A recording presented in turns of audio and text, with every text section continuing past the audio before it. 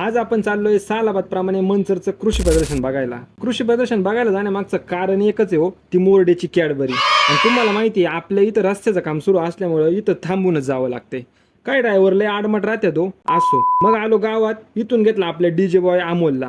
आणि आता गर्दीत गाडी उभी केल्यावरती बुरटी त्यांच्या पोटासाठी पेट्रोल चालणार म्हणून डायरेक्ट पेट्रोलची टाकीच फुल करून घेतली आणि आलो मंचरला. दरवर्षीप्रमाणे यंदाही मोठ्या थाटामाटात आपल्या मंचर गावचं कृषी प्रदर्शन भरलं होतं. आणि हे कृषी प्रदर्शन आहे ना दरवर्षी आपल्या मंचरच्या कृषी मार्केटमध्ये भरतं बरं का. मग आलो आत आणि आत आल्यावर पाहतोय तर काही इथं मॉक्कर नवनवीन गाड्या उभ्या होत्या. अख्ख्या गाड्यांचा सेल लागला होता डायरेक्ट 50% डिस्काउंट मध्ये. हो, त्या गाड्यांचा नाही म्हटलं मी, ह्या गाड्यांचा सेल लागला होता. इकडे आपल्या अमोल भाऊला घ्यायचा होता तेलाचा पंप. मग अख्खं प्रदर्शन फिरून झालं आणि आज काही लईच चांगला दिसतोय काय म्हणून मी आरशात बघितलं तर लोक कॅमेरा चालू होता म्हणून माझ्याकडे बघत होती. मग शेवटी आलो खाऊ गल्लीला आणि इकडून बाहेर जात असताना अचानक कोणाची भेट झाली माहिती का?